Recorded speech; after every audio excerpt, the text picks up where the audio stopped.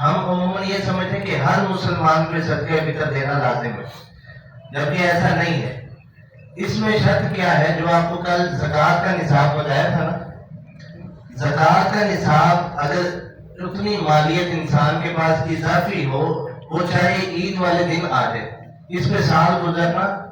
شرط نہیں ہے۔ زکوٰۃ کے اوپر سال گزرنا شرط ہے۔ انسان کے پاس اتنا اضافی مال ہو، وہ چاہے زمین کی صورت میں ہے، چاہے زیورات کی صورت میں ہے، چاہے اس کی کمیٹیاں اور جو پرائز بونڈز ہیں ان کی صورت میں ہے، وہ چاہے اس کے موبائلز اور شوقیہ جو گاڑیاں ہیں جو ضرورت کے علاوہ چیزیں ہیں، چاہے وہ چیزیں ہیں،